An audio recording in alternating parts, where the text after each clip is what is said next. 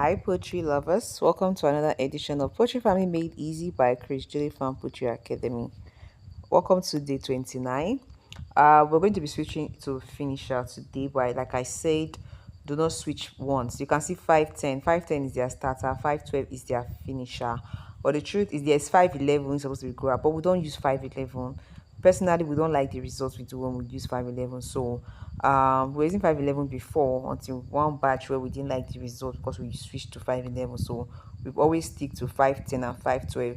If you want to be using 510, 511, 512, you can use it. It is fine. But whenever you are switching from the starter to finisher, this is how you switch. For the first day, you can see I shared this into two rubbers. This finisher is at the middle, the other two are starter. You can use two rubber of the starter, then one rubber of finisher for the first day. The second day, you can now do one rubber of starter, one rubber of finisher. Then from the third day, you can decide to give them the finisher fully.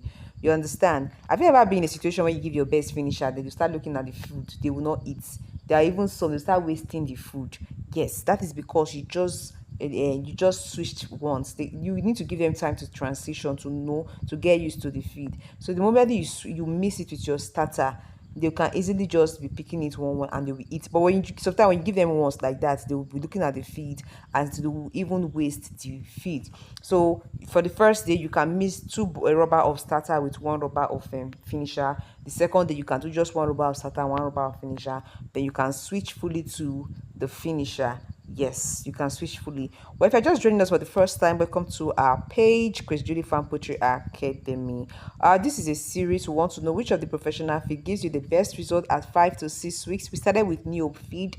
We'll be coming from day one. So, and then we've compiled all the videos into a playlist.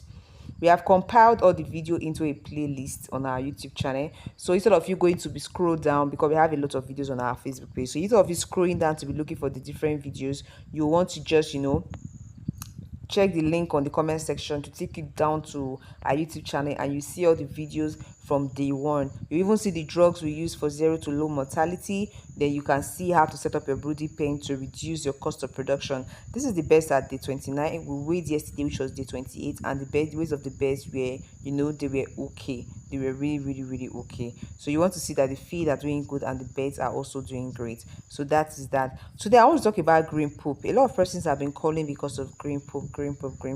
I think I said it yesterday that these heat periods, your beds can actually poop green. But then that does not mean that when you see your birds are sick with green poop, it does not necessarily mean that it's heat related. If the birds are healthy and they are pooing green, you know it's heat related. But when they begin to see when you begin to see the watery green that has white on it, you might just know that okay, you have a Newcastle outbreak in your farm, or is an infection, Newcastle infection.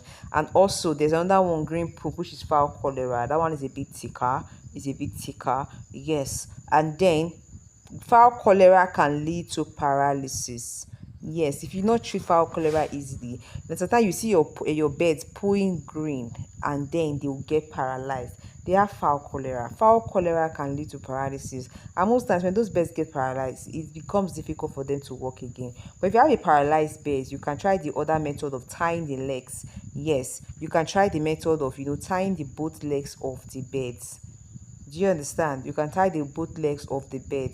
And then for those that are always seeing their birds paralyzed and always thinking it's calcium, lack of calcium, you can see how we treated these birds from day one. We're not bombarding them with calcium, but they can walk well. You understand? They can walk well. You can give calcium at interval. It's not only lack of calcium that leads to paralysis. Like I said, fowl cholera, the green poop can lead to paralysis. Heat can lead to paralysis. Yes, heat can paralyze your birds too. Heat can paralyze your birds. Fowl cholera, the green poop can lead to paralysis. Do you understand? Lack of calcium, yes, can lead to paralysis. Vitamin deficiency can lead to paralysis. So there are different things that can lead to paralysis. Even drug overdose can lead to paralysis in your flock. So you want to, always do things at the right time, because there are different causes of paralysis. You might give your birds calcium from now to from now to December, and they'll still be paralyzed. So you want to watch out for green poop. Green poop can lead to paralysis in your flock. You want to watch out for green poop. So for those of you that are just joining the series for the first time, or before I forget, but either way, if you're having green poop in your pen, it's best to get neocin 10, and T-Vara. Yes, you can mix the drug together and then your best will be fine. But for the ones that are already paralyzed, you want to help them, you can tie their legs and all that to aid movement. It works sometimes. Yes, you can tie the both legs and to help them in aiding movement. So for if you're just joining us for the first time, you can click on the link on the comment section to take you to the directly to the playlist, and you will see a video of how to set up your brooding pen, the drugs we use for the brooding, and then they want just like that. So you want to take your time and watch the video, and have a notepad and a pen.